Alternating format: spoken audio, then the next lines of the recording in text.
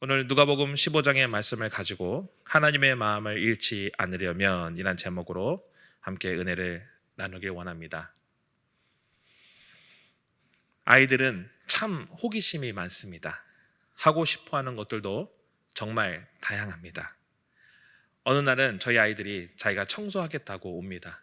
직접 청소기를 꺼내고 걸레대에 걸레를 설치합니다. 얘들아 괜찮아. 아버지가 오전에 다 청소했어. 너희들은 안 해도 돼. 이렇게 말해도 소용없습니다. 누구를 위한 청소인지 열심히 하는 듯 하지만 조금 하다가 이내 힘들어 방바닥에 들어넣어 버립니다. 뒷정리요? 당연히 제 몫이죠. 그뿐입니까? 식사를 준비하고 있으면 칼질을 하던 가스레인지 앞에서 뜨거운 요리를 조리하던 상관없이 나도 요리해보겠다고 다가옵니다. 주차장을 걸어가면 차가 오는데도 이리저리 뛰어다닙니다. 우리 아이들 정말 특이한 종족입니다. 아이들은 위험한 것을 안 위험한 듯 하고 조심해야 할 것들을 거침없이 하려 합니다. 부모는 이런 아이들을 바라보면서 처음에는 타이르고 말립니다. 그러나 이내 허락합니다. 그런데 결국 어떻게 됩니까? 다치고 맙니다. 그때 부모는 이렇게 말합니다. 거봐, 엄마가 아빠가 조심하라고 했잖아. 제발 엄마 아빠 말 좀 들어. 이런 우리의 말투가 어떨 때는 화내는 것 같습니다. 하지만 우리 부모의 마음은 명확하죠. 우리 아이가 다칠까 봐, 당하지 않아도 될 그 어려움을 겪게 될까 봐 걱정하는 마음에 하는 말들입니다. 이런 말들을 하다 보면 제 마음속에서 이런 생각이 듭니다. 아이들이 내 마음을 알아주면 참 좋겠다. 너희들을 걱정해서 하는 말들인데 내 말대로 하면 훨씬 좋을 텐데 제발 좀 내 말 좀 들었으면. 저는 제 가까이에 저와 동일한 생각을 하는 한 분을 알고 있습니다. 그것은 바로 하나님 아버지입니다. 우리는 늘 하나님 앞에서 어린아이처럼 떼쓰고 어리광을 피웁니다. 하나님, 제 생각은 이렇습니다. 하나님, 제 마음이에요. 하나님 뜻이 있기는 하지만 이왕이면 제 뜻이 이루어졌으면 좋겠습니다. 이런 우리의 모습에 하나님도 처음에는 우리를 타이르고 말리십니다. 그런데 계속 우리가 요구하다 보면 하나님은 그냥 우리를 두세요. 그런데 결국 어떻게 됩니까? 네, 우리 아이들처럼 다칩니다. 그 순간 하나님의 마음은 부모들이 그랬던 것처럼 너무나 가슴이 아프고 슬퍼하시며 안타까워하십니다. 그리고 하나님은 이렇게 이야기하시죠. 너희들이 내 마음을 알아주면 참 좋겠다. 너희를 위한 일인데 내 말에 순종하면 훨씬 좋을 텐데, 이런 마음을 하나님 역시 마음속에 가지고 계십니다. 그런데 왜 우리는 이런 하나님의 마음을 알지 못하는 것일까요? 믿음의 삶을 산다가면서 왜 날마다 같은 실수를 반복하는 것일까요? 어떻게 하면 우리가 그 하나님의 마음을 붙들고 살 수 있을까요? 저는 오늘 이 말씀 속에서 그 진리를 발견하려 합니다. 누가복음 15장에는 우리처럼 아버지의 마음을 알지 못한 채 그 아버지의 가슴을 아프게 했던 두 아들이 등장합니다. 자신이 받을 유산을 모두 들고 나가 탕진하고 돌아온 둘째 아들, 그리고 늘 아버지 곁에 있었지만 아버지를 이해하지 못한 첫째 아들입니다. 이 두 아들의 모습을 살펴보면서 우리가 아버지의 하나님의 마음을 잃지 않기 위해서 가져야 할 그 믿음의 태도에 대해서 살펴보겠습니다. 하나님의 마음을 잃지 않기 위해 먼저 우리는 하나님 안에서 모든 것을 생각해야 합니다. 하나님은 우리에게 자유롭게 생각하는 능력을 선물로 주셨습니다. 우리는 누구의 의도와 상관없이 어떠한 영향도 받지 않은 채로 자유롭게 생각하고 판단하고 행동할 수 있습니다. 하나님이 우리를 로봇으로 만들지 않은 것이 얼마나 감사한지, 아름다운 벚꽃을 바라보면서 기쁨의 노래를 부르고, 어려운 사람이 있으면 가까이 다가가서 긍휼의 마음으로 그를 도와주고, 작은 감동에 감사의 눈물을 흘리기도 합니다. 이 모든 것이 하나님께서 우리로 하여금 자유롭게 생각하도록 만드셨기 때문입니다. 이 자유 너무나도 좋습니다. 그런데 이 자유는 한 가지를 잃어버리면 방종이 되고 맙니다. 그것은 바로 하나님이라는 울타리입니다. 인간의 생각은 하나님을 벗어나게 되면 마치 언덕을 브레이크 없이 쏜살같이 내려가는 자동차와 같습니다. 내려갈 때 너무나 신나고 좋아요. 그런데 그 내리막의 끝은 어떻게 됩니까? 결국 멸망입니다. 오늘 성경 본문 속에서 둘째 아들이 그랬습니다. 나름 그는 생각이 많은 아들이었어요. 아버지가 가진 재산의 정도를 파악하고 자신이 받을 수 있는 재산이 얼마인지 계산했습니다. 그리고 생각해요. 이 정도면 내가 나가서 하고 싶은 것들을 할 수 있겠다. 아버지에게 이야기합니다. 처음에는요, 이 아버지가 말렸을 거예요. 얘야, 꼭 그렇게 해야겠니? 꼭 아버지를 떠나서 나가야 되겠니?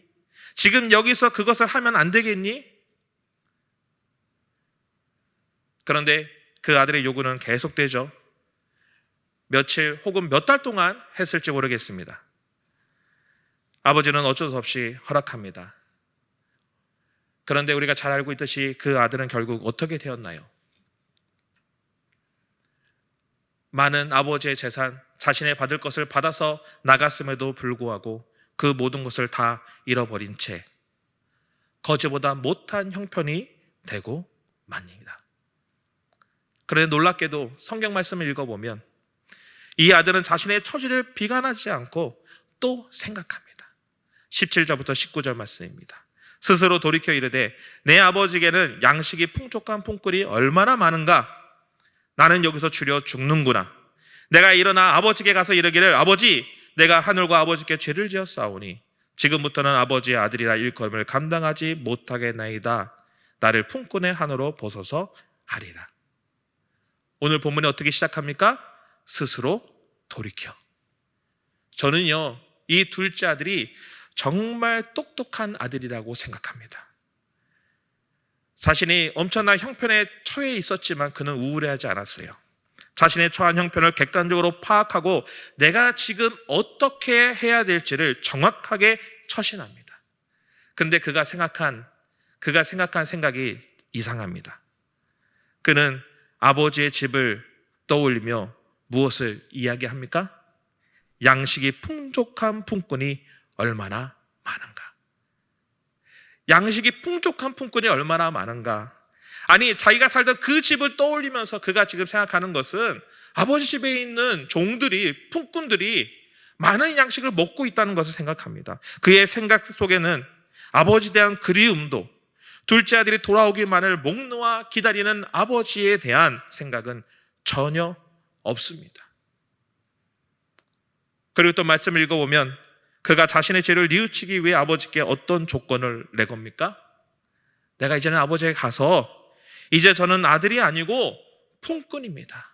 저는 종놈입니다. 이렇게 이야기하겠다고 말합니다. 솔직히 아버지가 이 얘기를 들었을 때 그 가슴이 얼마나 찢어지듯 아팠겠습니까? 둘째 아들, 누구보다 똑똑한 아들, 상황 판단을 잘했던 둘째 아들, 그의 문제는 하나였습니다.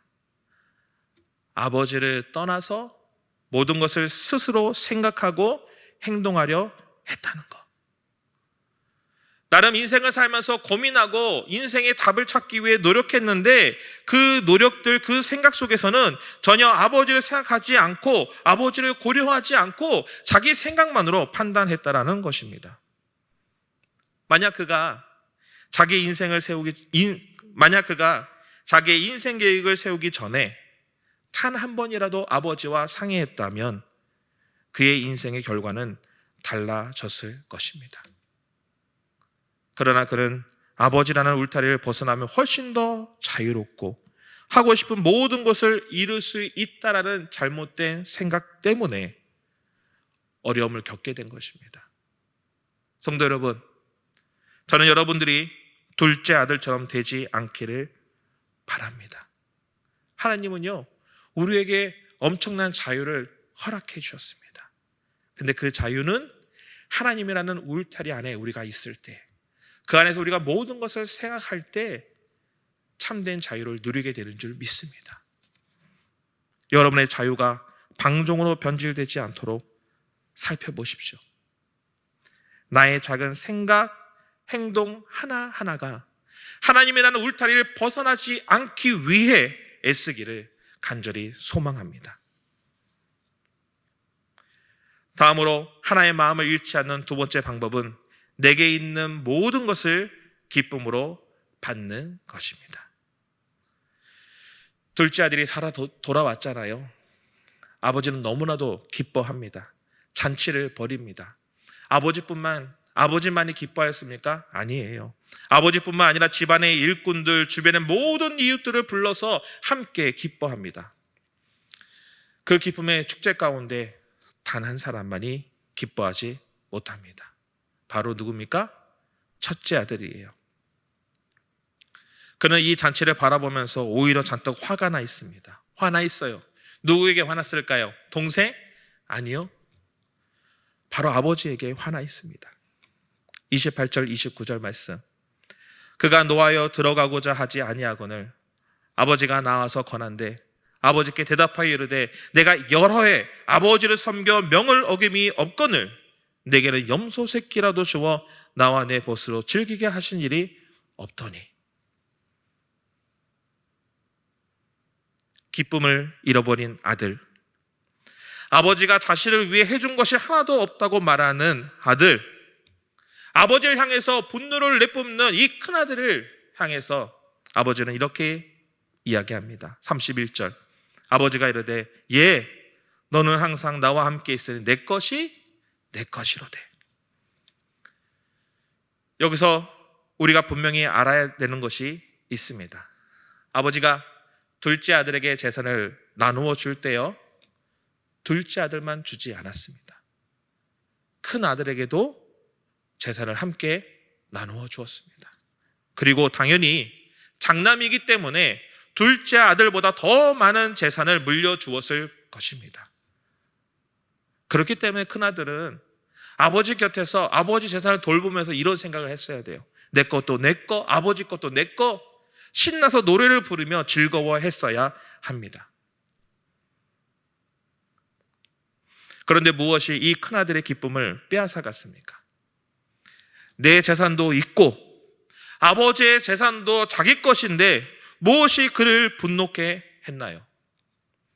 그것은 동생과 자신에 대한 비교, 아버지를 위해 헌신한 것에 대한 불만족, 또한 자신이 처한 현실에 대한 비관적인 태도 때문입니다. 이것이 바로 장남이, 큰아들이 기쁨을 잃어버린 이유입니다. 성도 여러분, 그리스도인에게 있어서요, 기쁨이란 윤활유와 같습니다. 문을 여닫을 때 삐그덕 삐그덕 삐그덕 소리가 납니다. 왜 그래요? 윤활유가 부족하기 때문에 그래요. 톱니바퀴가 돌아가는데 윤활유가 부족하면 그 돌아가는 것이 잘 돌아가지 않고 뻑뻑하게 돌아갑니다. 사람과의 관계의 기쁨이라는 윤활유가 없으면 서먹서먹합니다. 가정의 기쁨이라는 윤활유가 없으면 불화가 생길 수밖에 없습니다. 하나님이 내게 주신 것에 대한 기쁨을 우리가 잃어버리면 우리는 하나님의 마음도 알 수 없고 내 삶에 일하시는 그 하나님의 손길도 발견할 수 없습니다. 성도 여러분, 내게 있는 모든 것에 기뻐하시기 바랍니다. 우리가 기뻐해야 되는 이유는 분명해요. 두 아들을 향한 아버지의 마음처럼 하나님께서는 우리의 연약함과 더러움을 품어주시기 때문입니다. 재산을 모두 탕진하고 돌아온 아들도, 아버지를 향해서 분노하며 소리치는 아들도 하나님은 이해하고 사랑하십니다. 또한 아무리 불행한 상황일지라도 우리의 인생이 고통으로 무너지는 것이 아니라 하나님은 그분의 사랑과 은혜로 우리를 채워주시며 결국에는 우리의 삶을 좋은 길로 인도하시기 때문입니다. 그래서 성도 여러분, 우리는 오늘 하루를 하나님 앞에서 기뻐할 수 있습니다. 저는 오늘 말씀을 준비하면서 수년 전에 제가 센텀 예배당 평생교육원을 처음 맡았을 때를 생각해 보았습니다. 솔직히 박정은 목사님이 저에게 평생교육원 맡기실 때 제 머릿속은 복잡한 생각들이 많았습니다. 왜 나한테 이런 사역을 맡겼지? 나는 내성적인 사람인데 내가 어른들을 잘 대할 수 있을까? 주일날 박정은 목사님의 은혜로운 설교를 듣는 분들이 과연 금요일날 내 설교를 듣고 은혜를 받을 수 있을까? 불안, 초조, 근심, 걱정들이 처음 평생교육원 사역을 맡는 제 마음속을 가득 채웠습니다. 마음이 힘들었어요. 그런데 기도하고 성경을 계속해서 묵상하면서 이런 생각이 들었습니다. 만약 이 일이 하나님이 허락하신 것이라면 하나님의 계획이 있지 않을까라는 생각입니다. 그리고는 하나님 안에서 내가 할 수 있는 일들을 그리고는 하나님 안에서 내가 할 수 있는 일들이 무엇인지 생각하고 실천했습니다. 그 결과 제가 2017년부터 21년까지 5년 동안 평생교육을 맡았는데 그 기간 동안 사도행전을 비롯해서 서신서의 대부분을 제가 설교할 수 있었고 저를 위해 중보기도해 주시는 100명의 평생교육원 성도님들을 얻었고 누구보다 영안교회 안에서 사랑받는 사역자로 기쁨 가운데 사역할 수 있었습니다.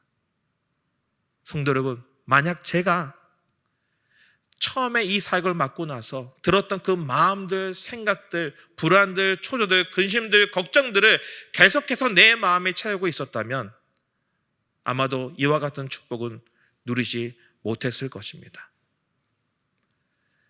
성도 여러분, 우리가 하나님의 마음을 모른 채 어리석은 삶을 살았던 두 아들, 첫째 아들, 둘째 아들이 되지 않기를 간절히 원합니다. 부디 하나님의 마음을 알고 하나님께서 우리에게 주실 그 참된 복을 누리시길 원합니다. 우리요, 하나님 앞에서요, 너무 똑똑한 척 하지 맙시다. 내 생각에 확실하고 빈틈이 없어 보여도 때로는 아주 작고 하찮은 생각일지라도 하나님 안에서 생각하고 판단하고 행동합시다. 나 혼자 하기 힘들다고요? 그러면 믿음의 동역자들에게 기도를 부탁하십시오. 목장 식구들, 같이 훈련하는 훈련생들, 또 교회 목회자들에게 도와달라고 부탁하십시오. 우리가 서로를 위해 존재하는 이유입니다. 또한 내 마음을 비교의식, 불만, 불평, 비관적인 태도가 아닌 하나님의 기쁨으로 가득 채우시기를 원합니다. 하나님이 우리에게 이렇게 말씀하십니다. 내 것도 내 거, 내 것도 내 거. 이렇게 말씀해 주시는 분이 바로 하나님입니다. 즉 하나님은 우리의 삶을 채우시고 좋은 곳으로 이끌어 주시는 분인 줄 믿습니다. 우리는 실패할 수 있지만요, 하나님은 절대 실패하지 않는 분이십니다. 부디 오늘 말씀을 통해 두 아들의 모습을 바라보면서 내게 주신 그 하나님의 마음을 잃지 않고 꼭 붙드는 영안의 모든 성도님들 되기를 주의 이름으로 간절히 축복합니다.